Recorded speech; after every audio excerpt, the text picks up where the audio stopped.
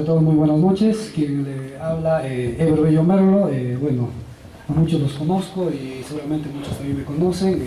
Actualmente me desempeño como juez del segundo juzgado de investigación preparatoria de la ciudad de Huancayo. Muy agradecido a los organizadores de este evento.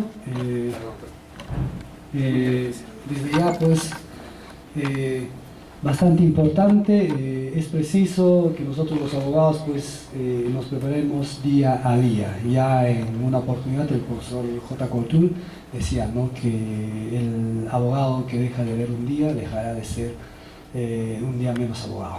Es importante, doctores, que nosotros nos preparemos día a día, ahora con este fenómeno del linchamiento jurídico.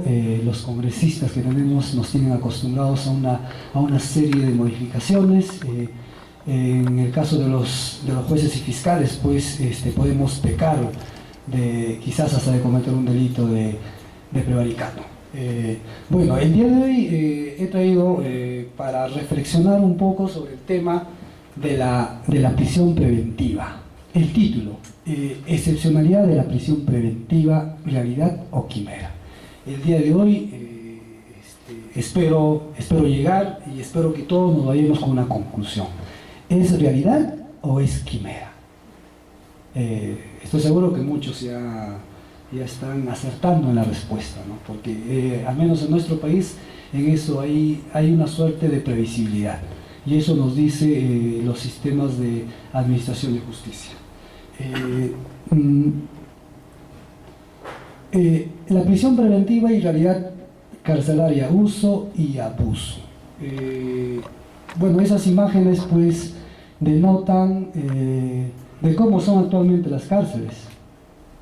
Bueno, quienes hemos visitado el establecimiento penitenciario de acá de la ciudad de Huancayo, bueno, no es tanto, ¿no? Yo creo que, pero sí otros establecimientos penitenciarios como de la ciudad de Lima, Lurigancho y otros, bueno, es lo que parece.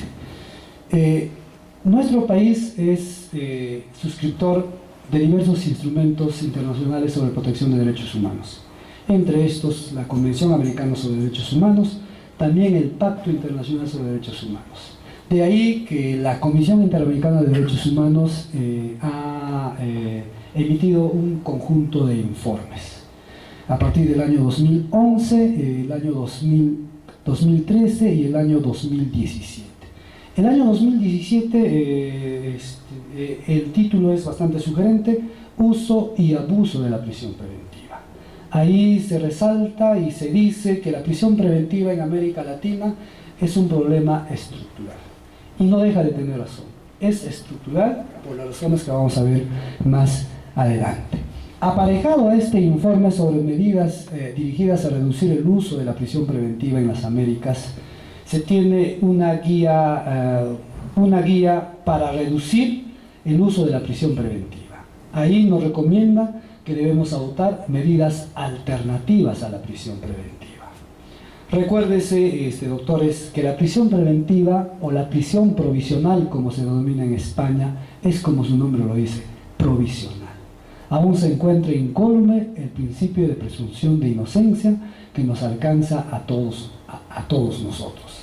Entonces, de ahí pues que se diga provisional, ¿no? Ya una vez que se cuenta con una sentencia, pues la prisión será definitiva. Ahora, la medida de prisión preventiva, conforme los instrumentos internacionales sobre protección de derechos humanos, tenemos en concreto el artículo 9.3 del Pacto Internacional de Derechos Civiles y Políticos, que nos dice que en todo proceso penal la regla debe ser la libertad y la excepción la prisión preventiva. Y la prisión preventiva obedece a una finalidad. ¿Cuál es esa finalidad? Desde mi punto de vista, la finalidad es, y siempre lo he dicho y siempre lo manifiesto en diversas resoluciones, que es la sujeción del imputado o procesado al proceso penal, de tal forma que se eviten los riesgos de fuga y los riesgos de obstaculización de la actividad probatoria. Esa es la finalidad de la prisión preventiva, no otra. Y así lo ha resaltado también la Corte Interamericana de Derechos Humanos, como por ejemplo en la sentencia del caso del caso Polio Rivera versus Perú. Ahí esta instancia internacional declara responsable internacional a nuestro país por la vulneración de derechos fundamentales como el derecho a la libertad.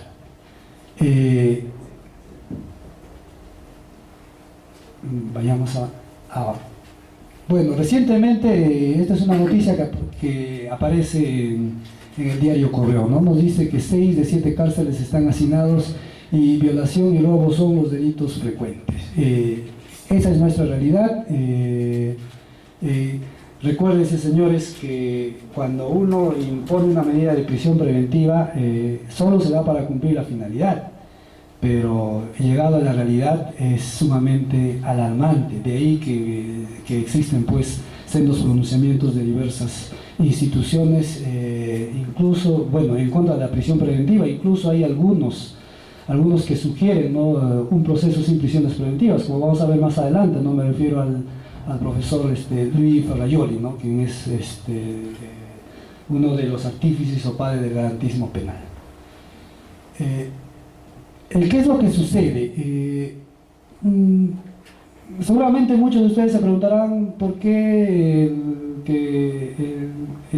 el ponente no se refiere a qué es la prisión preventiva, cuáles son los presupuestos, etcétera. Eso ya pues para mí es un tema definido, ya está definido en los libros, hay textos, inclusive escritos por magistrados, ¿no?, quienes dicen que la prisión preventiva es la excepción de la excepción, pero muchas veces en sus decisiones nos damos con la sorpresa de que no es así, ¿no?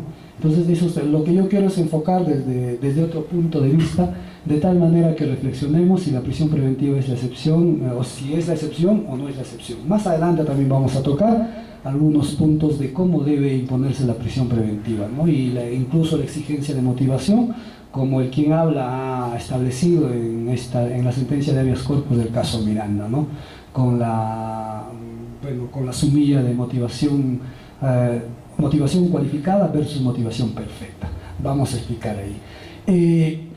Al 12 de diciembre del año 2018, en todos los establecimientos penitenciarios del país, que en total suman 68, tenemos 90.934 internos. Ahora, ¿cuál ha sido el crecimiento entre diciembre del año 2017 y diciembre del año 2018? Ha sido de 5.123 internos. Ello representa el 6%. Estos datos estadísticos, que son objetivos, ¿a qué conclusión nos lleva? El establecimiento penitenciario de Lurigancho tiene una capacidad para 3.500.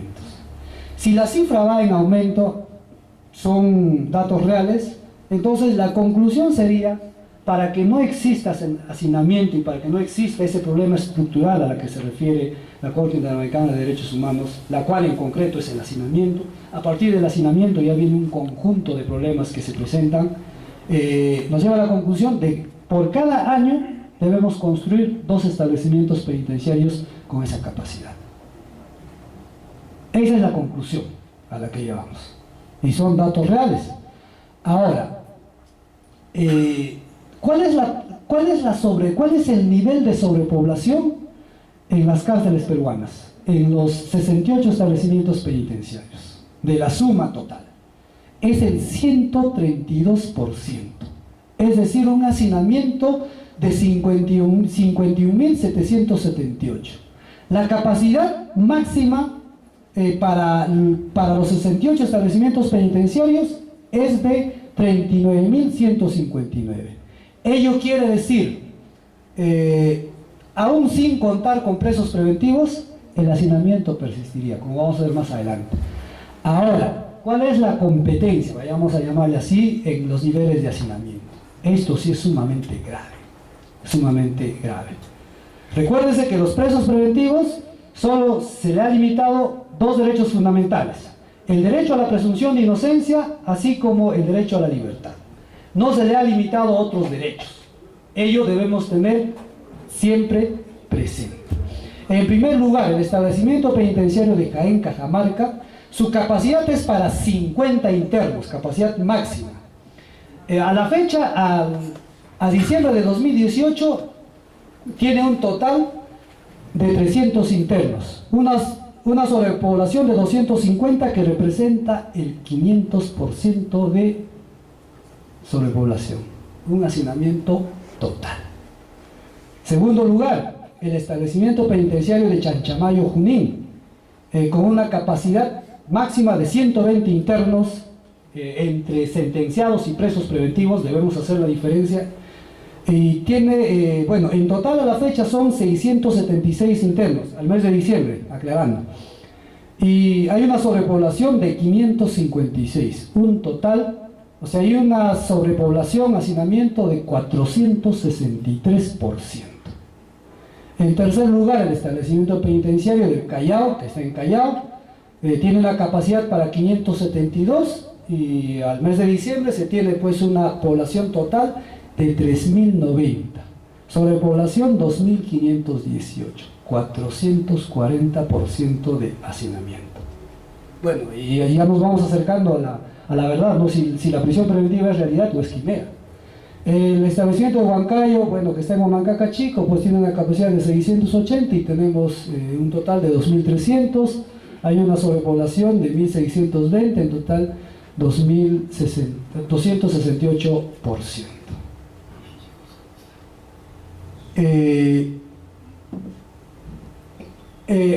A diciembre del 2018 ya hemos indicado que tenemos 90.934 internos en todo el Perú, entre sentenciados y procesados. Estos datos, señores, han sido extraídos, doctores, disculpen, han sido extraídos de la página web del INPE, estadísticas. Ahí el INPE nos da un informe mensual de las estadísticas, ¿no? De quiénes se egresan, quiénes no egresan, etcétera, etcétera. De los cuales 35.717 son procesados con prisión preventiva. Ahora, de estos 4.075 procesados están recluidos por más de 5 años, es decir, más de 60 meses. Si estos señores son sentenciados por el delito, por ejemplo, de homicidio culposo, ya habrían cumplido su pena. Ahora, lo más alarmante, ¿no? 60 procesados sin condena por más de 15 años en Lima. 15 años. ¿Y qué estamos haciendo?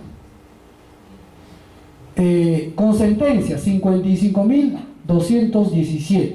Ahora, si nosotros regresamos a lo anterior, aún así lleváramos a cabo en nuestro país un proceso penal sin prisiones preventivas, como lo postula el profesor Luigi Ferraioli en su obra las razones del derecho, igual habría una sobrepoblación, porque la capacidad máxima de los 58 establecimientos penitenciarios es de 39.156. Son 68 establecimientos penitenciarios. Ahora, en estos casos no debieron imponerse prisiones preventivas, bajo ningún motivo. Si sumamos 3.500 más 2.500 serían 6.000, ¿no? 7.000, ¿no? 6.000 más 10.000. 10.000 personas, 10.000 ciudadanos como nosotros, comunes y corrientes, durante el año 2017 y parte del 2018 no debieron estar ni un minuto en el establecimiento penitenciario. ¿Por qué? ¿Cuántos han sido absueltos? El año 2017, ahí están las cifras mensuales, se han absuelto a 2.093 personas que han egresado del establecimiento penitenciario por una sentencia absolutoria. El año 2018, bueno, no tuve tiempo para poner los datos, pero ya tenemos los datos hasta el mes de diciembre.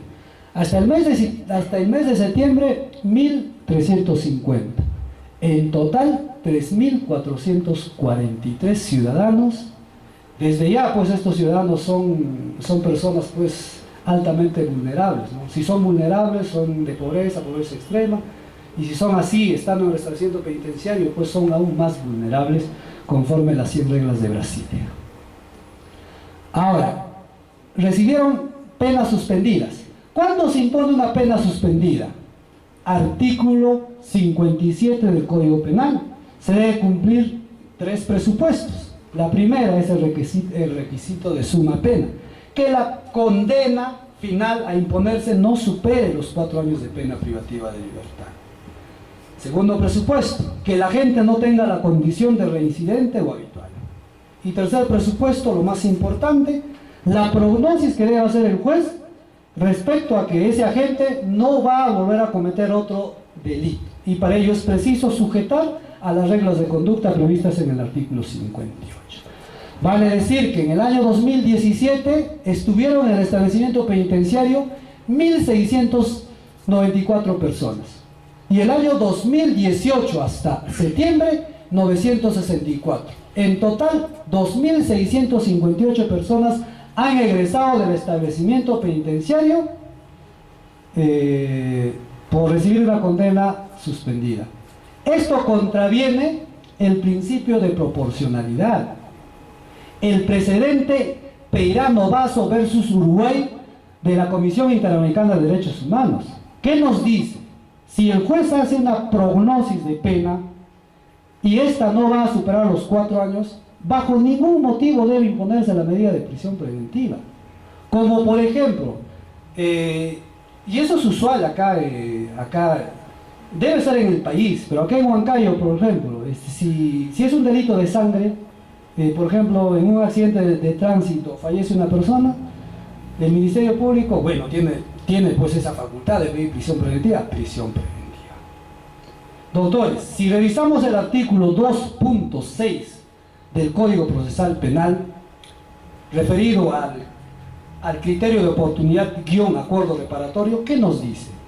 Que en todos los delitos culposos puede componerse este conflicto vía un acuerdo reparatorio. Y el acuerdo reparatorio pues implica aceptación de responsabilidad corroborada con los elementos de convicción y debe fijarse la reparación civil. En ese caso, ¿por qué imponer una medida de prisión preventiva? Si puede componerse con un acuerdo reparatorio. ¿Será razonable imponer una prisión preventiva en esos casos? Pese a que la pena es de 6 a 8 años, la respuesta es sencilla, no.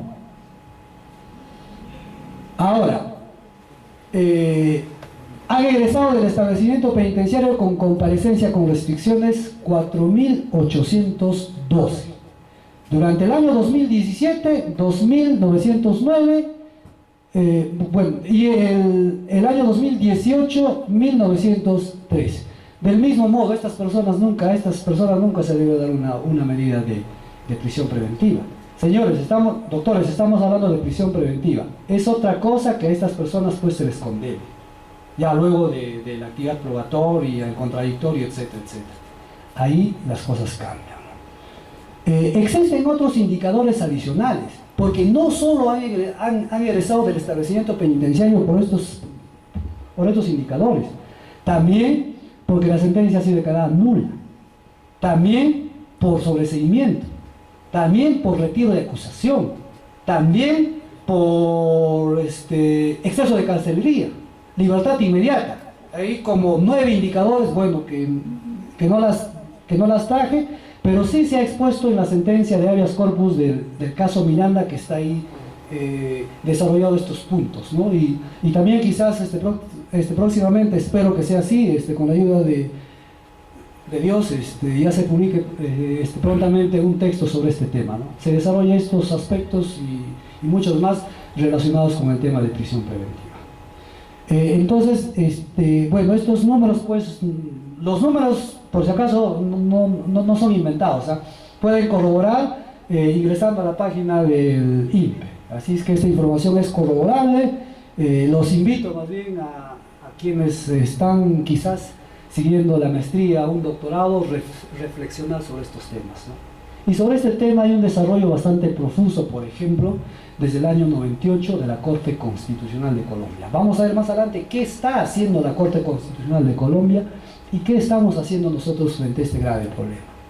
Claro, en tanto no nos afecta a nosotros los operadores jurídicos del derecho como jueces y fiscales, nosotros felices, bueno, nosotros felices. ¿Sabes lo que yo haría con esas personas?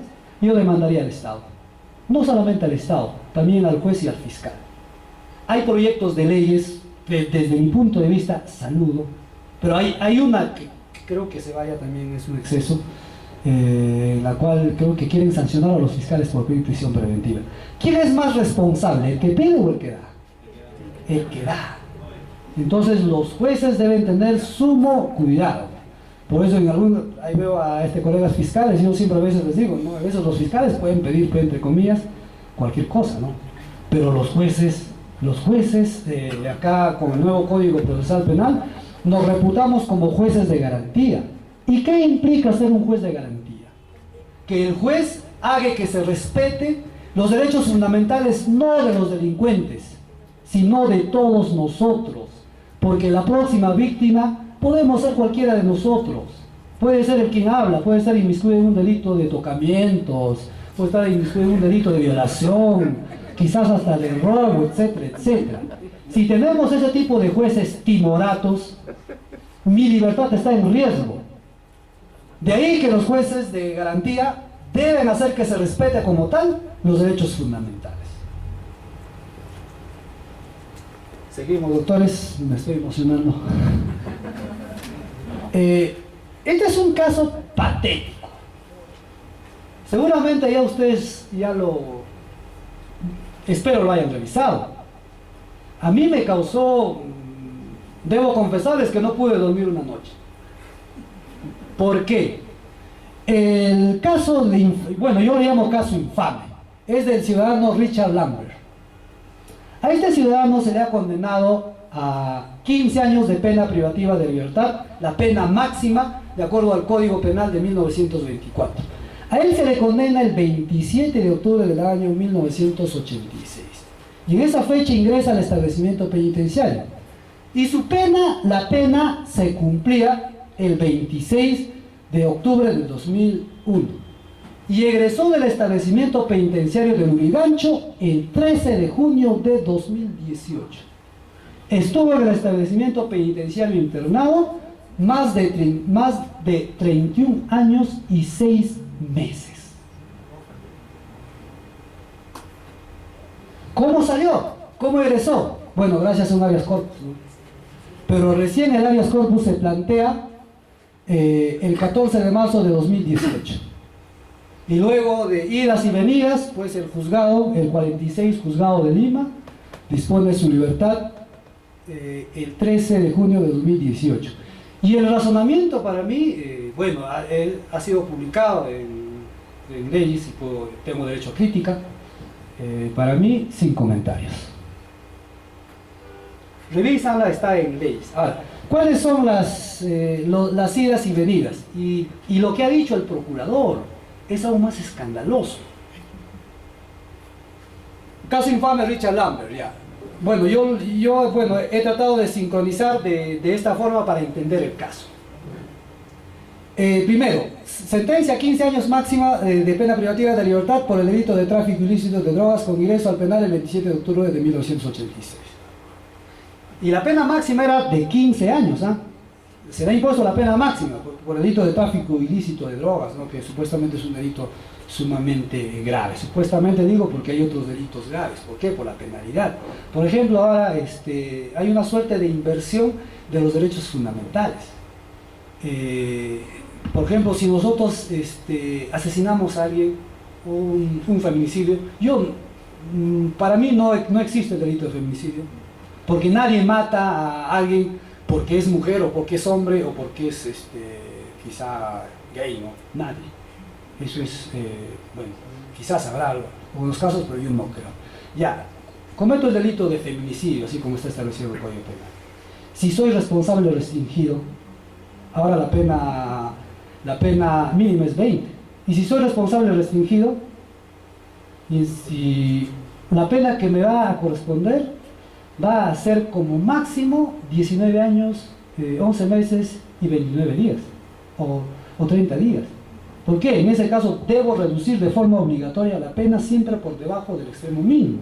Artículo 45A.3a del Código Penal. O sea, si yo mato a alguien en esas condiciones, la pena privativa que me corresponde sería de 20 años. Pero si violo, cadena perpetua. ¿Cómo? Nos han dicho que la vida es el derecho fundamental más importante, pero gracias a los legisladores que tenemos, pues gracias a ese fenómeno del linchamiento jurídico las cosas han variado, ¿no? Ahora, bueno, hay otros derechos que tienen mayor relevancia, ¿no? Como segundo punto, cumplió su pena el 26 de octubre de 2001. Tercero, no pudo cumplirse la excarcelación debido a que no contaba con copias de la sentencia. O sea, causa risa, causa estupor. Cuarto, se inició trámites para reconstrucción de expediente 2018, idas y venidas. No pudieron reconstruir. Quinto, el 14 de marzo de 2018, el 46 juzgado permite a trámite la demanda de habeas corpus contra funcionarios del INPE, dado que está privado de libertad más de 31 años y 6 meses. Sexto, acá viene lo gracioso y lo anecdótico. Procurador Público del INPE expresa para excarcelar debe cumplirse con el artículo 209 del reglamento del Código de Ejecución Penal y sentencia del TC número 07228-2008 PHC/TC. Por tanto, solicita se declara improcedente o infundada demanda de habeas corpus. Claro, el artículo 209 dice que el expediente penológico, creo que dice, pero dice que debe tener la copia de la sentencia. Pero ellos han soslayado una anotación, que había que este ciudadano había ingresado al establecimiento penitenciario en la fecha ya indicada. No puedo ubicarse en el expediente judicial, pues que siga, pues, este señor, ¿no? Bueno, eso es lo que dice, ¿no? El juzgado penal con fecha 20 de junio de 2018 declara fundada la demanda y dispone de libertad inmediata, no establece responsabilidad de ningún funcionario. ¿Ello es posible en un Estado constitucional de derecho? Se dice que un Estado constitucional de derecho deja de ser tal cuando las actuaciones de los funcionarios públicos, como los jueces, fiscales, gerentes, etcétera, etcétera, son despóticos, son caprichosos, son tiránicos y estos obedecen a su voluntad. Es lamentable, doctores. Y frente a esta situación, nosotros los abogados, los colegios de abogados, ¿qué decimos? Nada. Sería importante reflexionar a partir de estos puntos qué hacer. Establecer un mecanismo de responsabilidad de jueces y fiscales frente a este tipo de privaciones de libertad. Estoy seguro, si existe una ley en la cual indica, ¿no?, que el juez y el Estado pagarán solidariamente la indemnización en el caso de una detención, tal, estoy seguro que los jueces, entre comillas, se hacen la pichi y no van a dar prisiones preventivas. Eso es lo que pasa, porque yo estoy dentro de eso. Debemos tener sumo cuidado para el tema de prisiones preventivas. Claro, como no nos toca, no nos ha tocado a un amigo, a un primo, quizás a una familia, pero ya nosotros ya hay que darle prisión, que se pudre en la cárcel, etcétera, etcétera. Entonces, doctor, es lo que pasa en nuestro país. Y este es un dato, pareciera de película, ¿no? En Estados Unidos, en California, si no me equivoco, a un ciudadano norteamericano estuvo detenido más de, creo que 35 años. Le han indemnizado con $21 millones. A este ciudadano había que darle, haciendo esa misma lógica, esos parámetros, alrededor de 8 o 9 millones, ¿no? Lo mínimo. Estoy seguro que esos millones no le va a ayudar a recobrar todo el tiempo perdido, ¿no? Es lamentable, doctores, que pase este tipo de situaciones. ¿Qué hacer? ¿Qué se está haciendo? En el Perú no se está haciendo nada. Al contrario, pareciera que en el Perú existe un fenómeno llamado prisión mediática.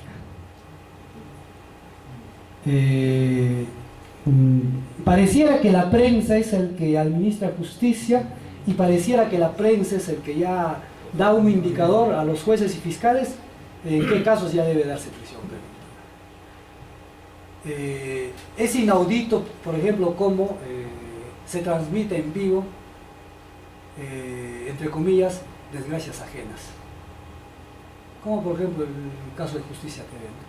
Estos famosos casos de, si bien es cierto, de corrupción, tal, pero... ¿Y si estos señores son absueltos en algún momento? ¿Quién le responde toda esa fama que le han hecho? Nadie se salva, doctores. Ya hemos visto que está un ex juez supremo, también están ex consejeros del CNM, se supone que son los de la más alta instancia, vayamos a llamarla. Nadie se salva, doctores. Si ellos están, nosotros en cualquier momento caemos. Se dice, ¿no?, que si no cometemos un delito, no, si no caemos, resbalamos. Si resbalamos, nos empujan. Y si no, igual, en algún momento vamos a estar. Espero, doctores, que nunca caigamos en esta situación, ¿no? El Perú, no veo nada. He hecho una búsqueda de sentencias del Tribunal Constitucional. Poco o nada dicho en el caso respecto a la problemática que estoy exponiendo en la sentencia del caso Ollantaytambo, ¿no? Para mí una sentencia ejemplar. Muchos dicen que es lo lamentable quizás por el caso, ¿no? Hubiese sido interesante que se pronuncia en el caso de un ciudadano, pues de Pedro, de un ciudadano común y silvestre como nosotros, ¿no? Pero no del expresidente. Pero sí es interesante, reitera lo que ya ha dicho, reitera lo que ha dicho la Corte Interamericana de Derechos Humanos. En Colombia, desde el año 98, a través de la sentencia a T53-98, se dicta una sentencia de estado de cosas inconstitucional respecto al sistema carcelario en Colombia. Uno de los factores para que la Corte Constitucional de Colombia se pronuncie en estos casos es la sobrepoblación, el hacinamiento carcelario. Luego de ello, el año 2013 emite también la sentencia número T388-2013, reiterando la problemática del 98. Y el 2015 lo hace. Cada sentencia tiene un aproximado de, bueno, la de 2013 tiene 624 páginas. Es interesante para leerla. La otra tiene 700 páginas, la otra tiene 500. Y último, recientemente, hace un mes, la Corte Constitucional, haciendo el seguimiento de sus decisiones, porque allá dentro de la Corte Constitucional designan una comisión de seguimiento. ¿Qué se está haciendo respecto a lo que ha dicho? El estado de cosas inconstitucional no es otra cosa que le está diciendo al Estado, ¿sabes qué? En esto estamos mal. Y hay que redefinir, hay que establecer políticas públicas para que no se esté vulnerando de forma colectiva derechos fundamentales. El Tribunal Constitucional hasta la fecha tiene 7 sentencias sobre estado de cosas inconstitucional. Ello pues es evidente que ha sido traído pues de la Corte Constitucional de Colombia. En el auto de 119-2019, hace un mes, la Corte Constitucional de Colombia al Estado le da el plazo de 30 días para que para que cumpla con políticas públicas. Uno, de priorización, de cómo hacer que el problema, que es de hacinamiento, que es el principal problema, deje de ser tal y se respeten los derechos fundamentales de los internos. Ahora, si nosotros hacemos una comparación con el nivel de sobrepoblación y hacinamiento, según la Contraloría General de la República de Colombia, el hacinamiento durante el año 2016 y 2018, el año 2016 es del 54.6% en todo Colombia. Colombia tiene 139 establecimientos penitenciarios. Nosotros tenemos 68. Al año 2018 el informe es alentador. Hay una reducción al 47.8%. Ahí menos 6.8%. Si nosotros comparamos con nuestros datos, esto es un escándalo, ¿no? Tenemos 132% de hacinamiento frente a actualmente, y pese a ello, la Corte Constitucional de Colombia viene insistiendo en que deben respetarse los derechos fundamentales. En Argentina sucede algo similar. Allá abundan los habeas corpus colectivos a favor de los internos de los establecimientos penitenciarios. Toda vez que el hecho mismo de vivir en un estado de hacinamiento pues hace que se estén vulnerando un conjunto de derechos fundamentales. Una de las recomendaciones es separar a los indiciados de los condenados.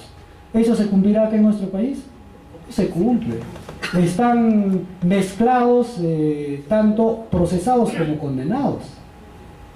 Y lo otro es conseguir un buen lugar. Bueno, y uno de los análisis casi que me pareció interesante, ¿no?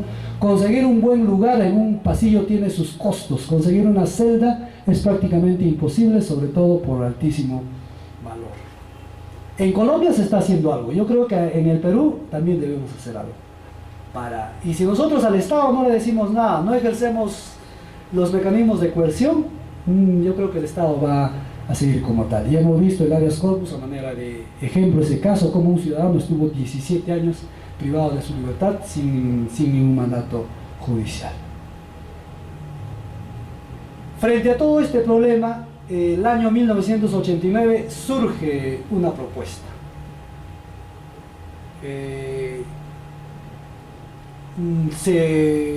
Entre estos el profesor Julio Mayer elaboran el Código Procesal Modelo para Iberoamérica.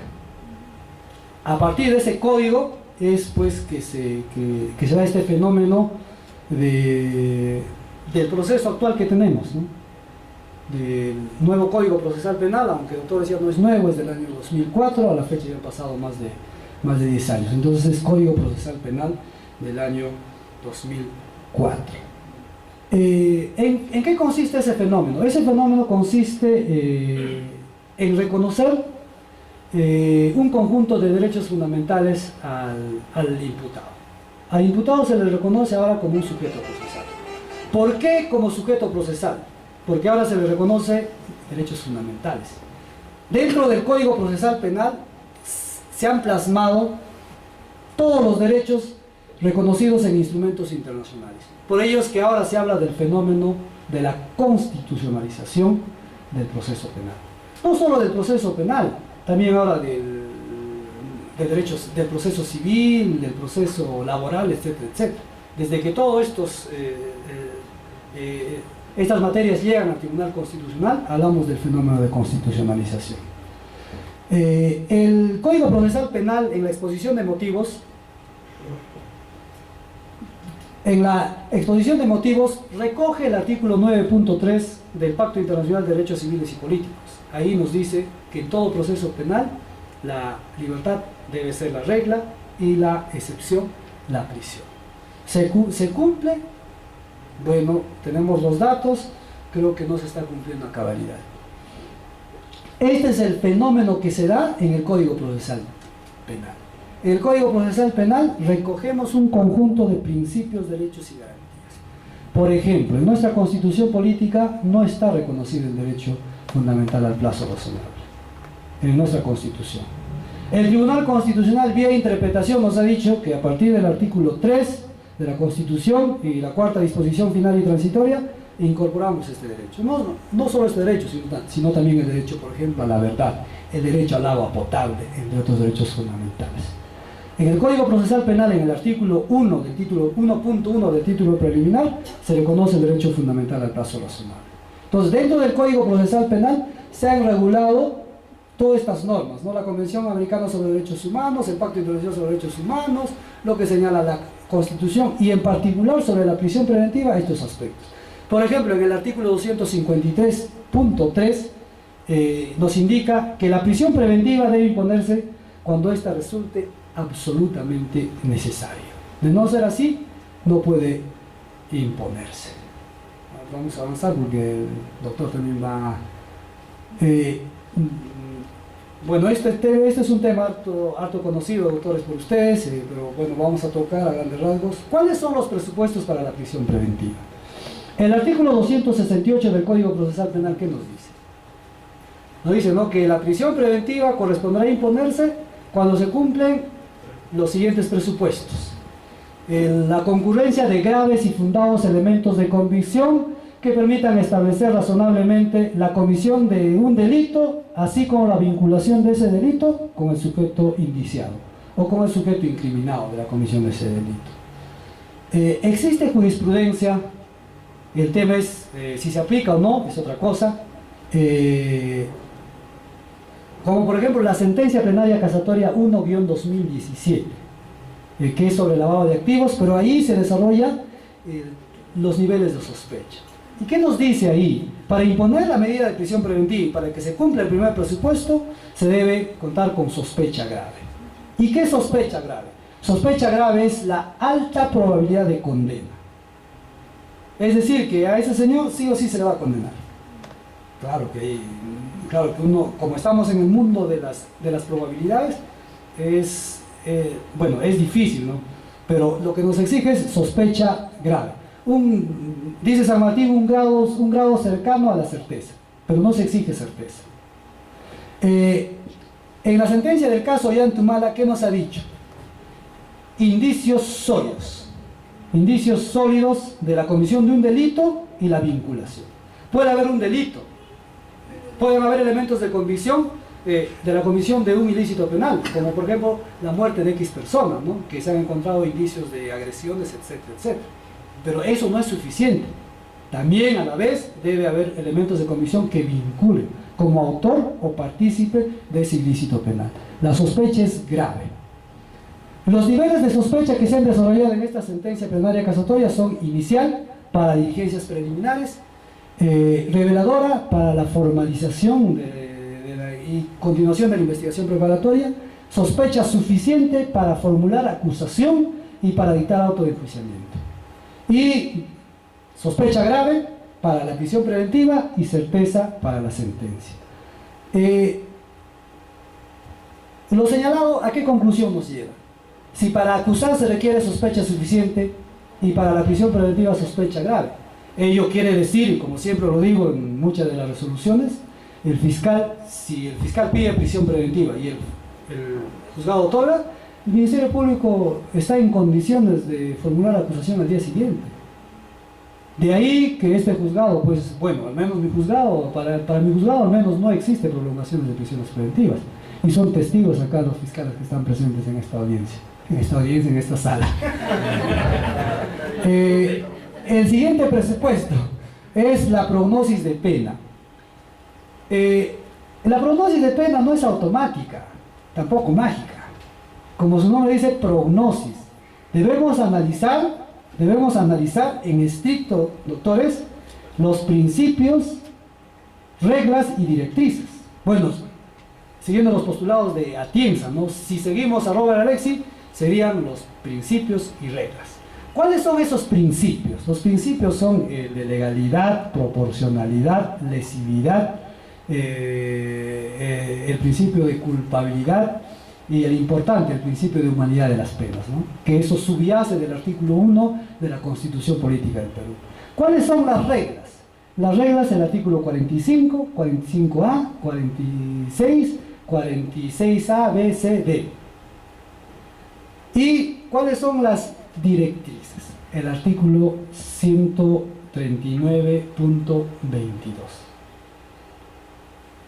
Evaluado todo este conjunto de principios, reglas y directrices, el juez debe hacer una prognosis. Por ejemplo, si estamos ante un delito de homicidio simple, la pena es de 6 años. Evidentemente que se cumpliría con la prognosis de pena. Pero ¿qué pasaría si el imputado actuó pues en estado de ebriedad? Debemos aplicar el artículo 20.1. Y si este estaba tan ebrio que no se daba cuenta de lo que hacía, pues a lo mejor se le exime de responsabilidad penal. Pero si este estaba ebrio y se daba cuenta, aplicamos el artículo 21, una atenuante imperfecta que permite reducir la pena. Reducimos la pena, y más aún que quizás pudiera eventualmente acogerse a un proceso especial de terminación anticipada, llegará a 4 años. ¿Debe imponerse la prisión preventiva? Creo que no. Este punto ha sido desarrollado en la casación 626-2003 en Moquegua Alto, conocido por todos nosotros. Ahí establece que debe analizarse todos esos puntos. En cuanto al peligrosismo procesal, doctores, creo yo, sostengo que es el presupuesto más importante. ¿Por qué digo que es el presupuesto más importante? Por una sencilla razón, ¿no? El peligrosismo procesal en nuestro Código Procesal Penal está desarrollado en 3 artículos. Artículo 268.3, artículo 269 y 270. En el artículo 269 regula los indicadores a tenerse en cuenta para verificar si concurre o no el peligro de fuga. Y en el artículo 270 para verificar si concurre o no el peligro de obstaculización de la actividad probatoria.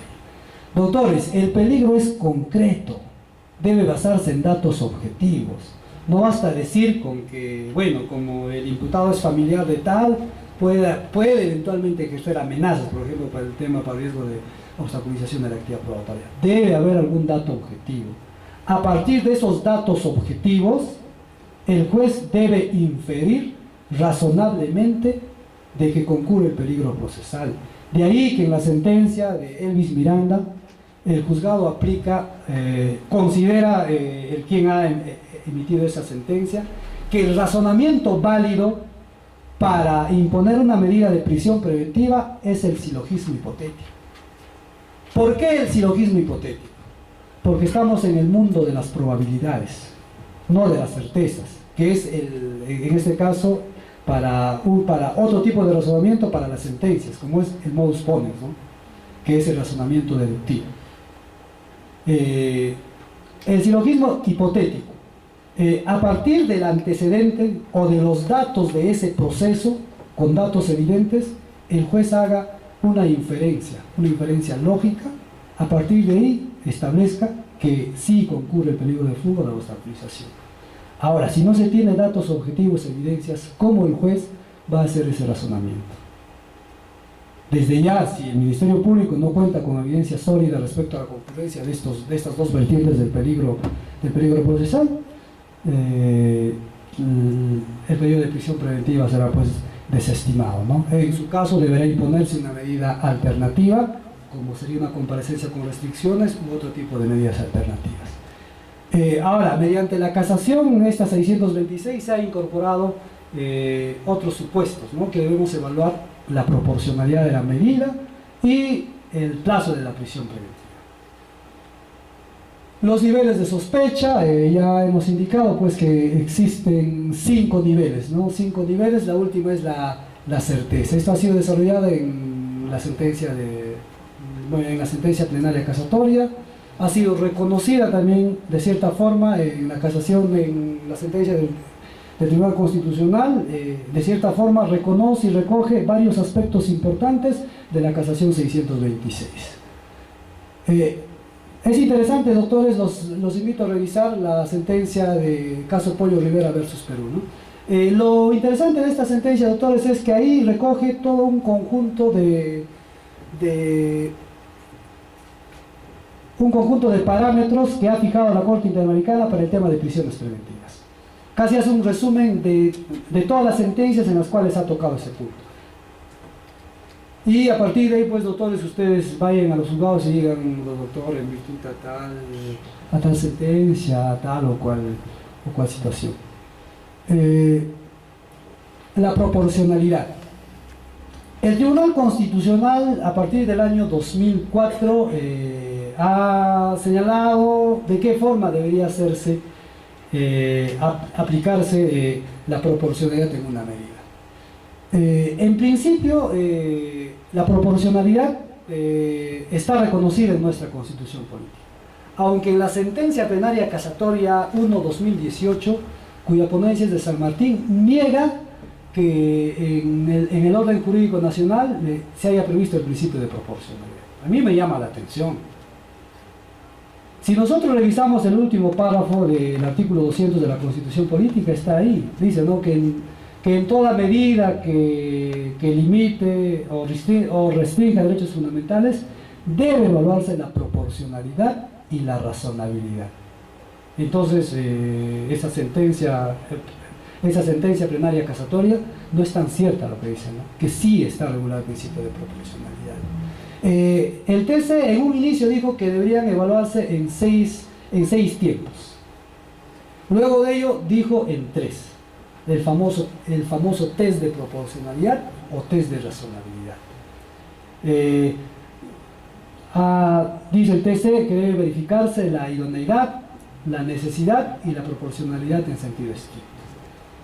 Yo considero que la Corte Constitucional de Colombia, a la cual sigo bastante, también sigo a la Corte Suprema a la Sala de Casación de Colombia, que sus resoluciones son bastante, ayudan bastante a todo esto. En la sentencia C-446 del año 2017 señala, ¿no?, que refiriéndose al juicio de proporcionalidad y razonabilidad, en la restricción o limitación debe evaluarse 4 puntos. Lo primero que debe hacerse, doctores, es verificar la finalidad de la medida. En este caso, la prisión preventiva, ¿cuál es la finalidad que persigue? Hemos indicado sujetar al imputado al proceso penal, de tal forma que se eviten los riesgos de fuga riesgos de obstaculización de la actividad probatoria. Entonces, debe fijarse esa finalidad. Casi en todos los casos, siempre va a pasar este rubro. Como segundo paso, debe verificarse la idoneidad o adecuación de la medida. Dice, si la medida de prisión preventiva constituye un medio adecuado e idóneo para alcanzar la finalidad, es decir, evitar el riesgo de fuga y de obstaculización. Paso siguiente, verificar la necesidad. Hacerse la siguiente pregunta: ¿es necesaria en este caso la prisión preventiva o debe imponerse otra medida de menor intensidad? Ello va a depender de cuán grave es el riesgo procesal, o también en el tema de prognosis de pena. Puede ser que en el tema de homicidio simple se cumplan los 3 presupuestos, pero la pena pues no es tan grave como podría ser, por ejemplo, en otro delito cuya pena es de cadena perpetua. Y finalmente, entre la medida, ya si se establece que la medida de prisión preventiva resulta necesaria, se debe efectuar el test de proporcionalidad en sentido estricto, ¿no? Es decir, si existe proporcionalidad similar entre los costos y los beneficios constitucionales que se obtienen con la aplicación de la medida.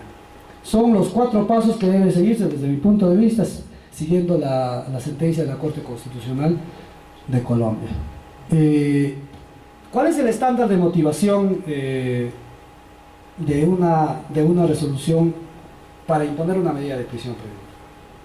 El Tribunal Constitucional, ya en la sentencia esta conocida del caso Juliana Llamoja, establece, ¿no?, en qué casos debería declararse inconstitucional una resolución por haber afectado el contenido esencial del derecho a la motivación de las resoluciones judiciales, contenida en el artículo 139.5 de la Constitución Política. Para imponer una medida de prisión preventiva se requiere una motivación cualificada o reforzada. ¿Por qué se requiere de un estándar de motivación cualificada o reforzada? Porque a la vez se vulneran 2 derechos fundamentales. ¿Cuáles son esos derechos? El de presunción de inocencia y el derecho a la libertad. En tanto, en una sentencia, y más aún que estamos en el mundo de las probabilidades, ¿no?, en tanto en una sentencia se vulnera un solo derecho, que es el de presunción de inocencia. Además, estamos en el mundo de las certezas. Entonces, el juzgado estima por qué debe ser la motivación cualificada. Si revisamos el artículo 254.1 del Código Procesal Penal, ¿qué nos dice? Que en los casos de imponer estas medidas se requiere una resolución judicial especialmente motivada. Reiterada en el artículo 271 del Código Procesal Penal, que dice: el auto de prisión preventiva será especialmente motivada. Especialmente motivada. Ahora, en la sentencia del caso Ollantumala, en su voto singular, la magistrada Marianela Ledesma denuncia, ¿no?, y dice, se escandaliza y dice que el Tribunal Constitucional está exigiendo una motivación perfecta. Yo no creo que sea cierto ello. Lo que se exige es una motivación cualificada, y así lo ha reiterado el Tribunal Constitucional recurriendo a varias sentencias de la Corte Interamericana de Derechos Humanos. Ahora, ¿cuáles son los parámetros para imponer una medida de prisión preventiva? Y creo yo, para dictar dictar cualquier resolución.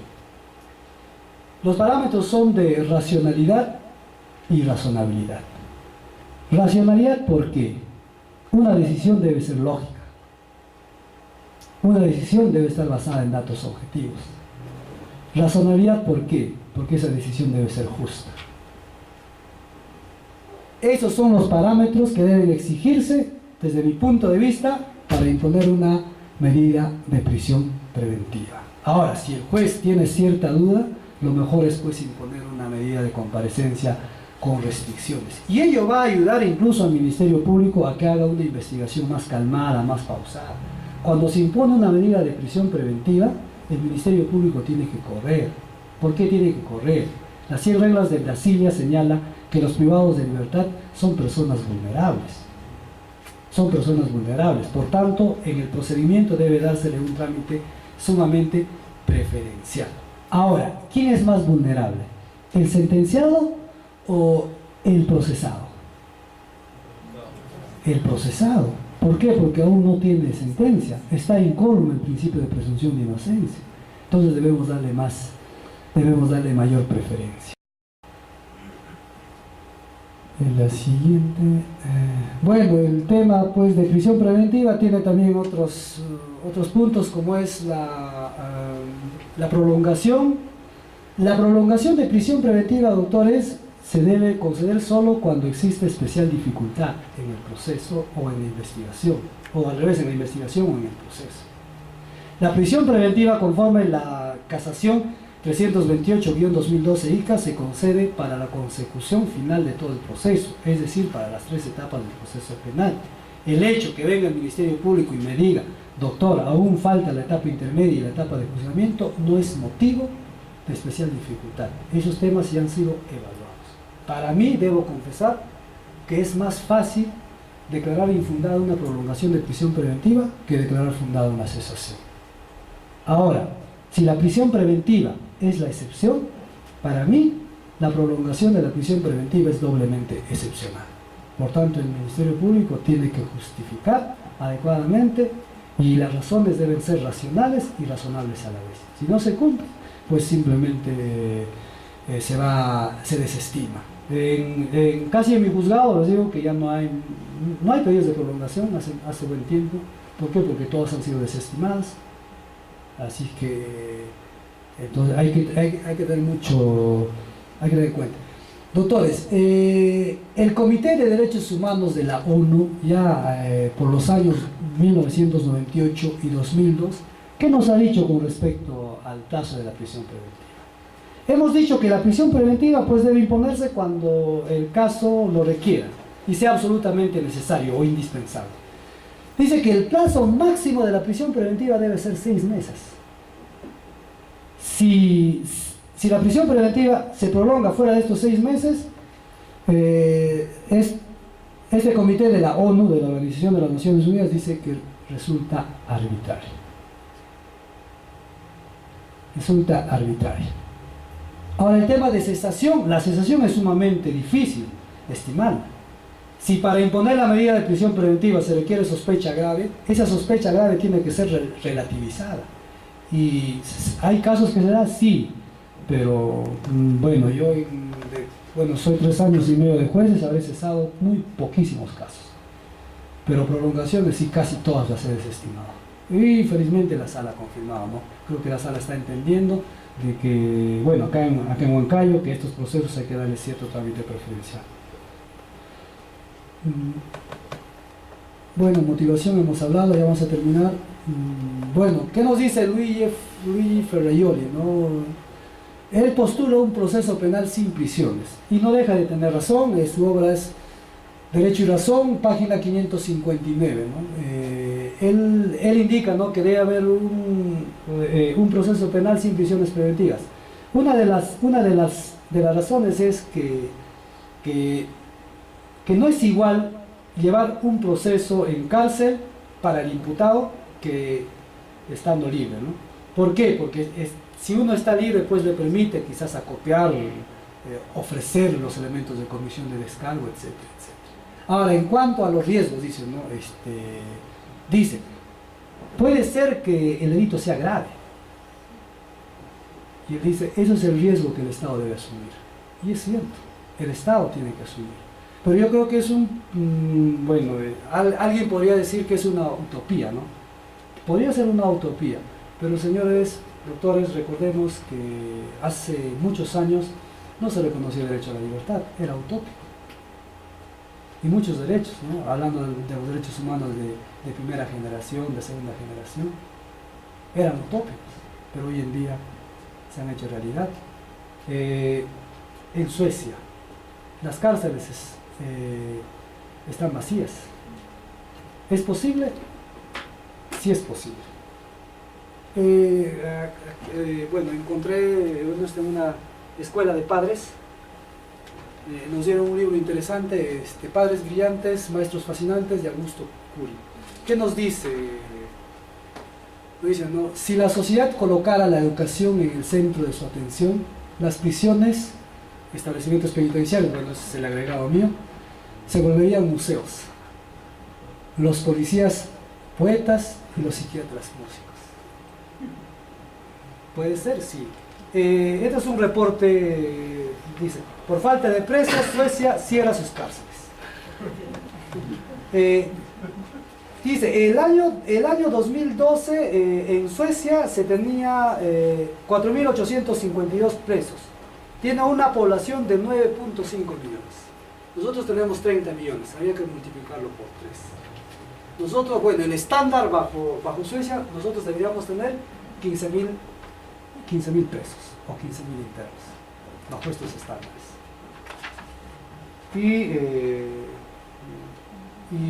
Y la tasa de internos sigue reduciéndose.